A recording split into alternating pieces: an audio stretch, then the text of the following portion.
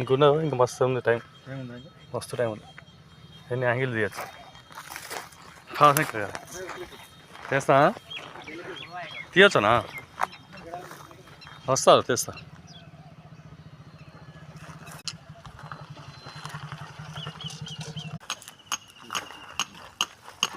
రైతులందరికీ నమస్కారం. నేను మీ సుమన్, రిజిస్టర్డ్ హైడ్రోజియాలజిస్ట్. ఇట్లా బొమ్మల రామారం, యాదాద్రి భువనగిరి జిల్లా సర్వే చేస్తాం రావడం జరిగింది. వచ్చినప్పుడు ఈ సైట్ మొత్తం విజిట్ చేసి అక్కడున్న జియాలజీ ఏంటి, అక్కడున్న రాక్ టైప్ ఏంటి, ఏ రాయి ఉంది, ఏ మట్టి ఉంది తెలుసుకొని అట్లా చేస్తాం. నమస్తే, బాగున్నారా? బాగున్నాం. ఏంటో సడన్గా తొందరగా అడుగంటిపోయినాయి. ఎందుకంటే వానాకాలంలో పడ్డ నీటిని మీ భూమిలో పడ్డప్పుడు ఆ నీటిని కట్టడాలు కట్టుకొని, అంటే ఒక పారం కాబట్టి చిన్న ఊట గుంటలు కట్టుకొని మీ భూమిలో పడ్డ చేయకుండా మీ భూగర్భ బావులు, బోర్లు ఎక్కువ నీళ్ళు వచ్చి ఎండిపోకుండా మన వాన పడ్డప్పుడు వాన నీటిని సంరక్షించాం.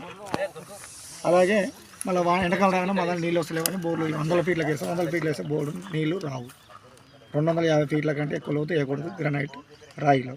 గ్రనైట్ రాయిలో అసలు నీళ్ళే ఉండవు. క్రాక్స్, జాయింట్స్, ఏమైనా ఫ్రాక్చర్ జోన్స్ ఏమైనా ఉంటే వాటర్ వస్తే తప్ప లేకుండా రావు.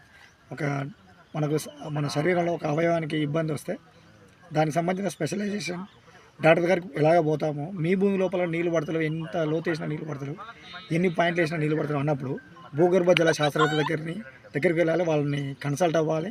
వాళ్ళతో మాట్లాడి మీ భూమిని భూపరీక్షలు చేయించుకుంటే, భూభౌతిక పరీక్షలు చేసి వాళ్ళు మీ భూమి లోపల బండ ఎంత లోతులో ఉంది, వెళ్ళిపోతుందా లేదా, బండ కింద ఫ్రాక్చర్స్ ఉన్నాయా లేవా, నీటి నిల్వలు ఉన్నాయా లేవని చెప్తారు. అంతేగాని గుడ్డిగా వేస్తే ఎట్లా నమ్ముతారండి?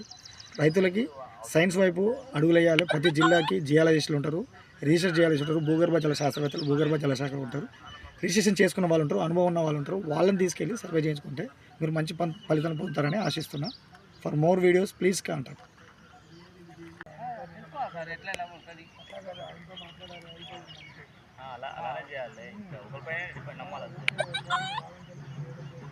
మనస్పర్ధలు వస్తాయి.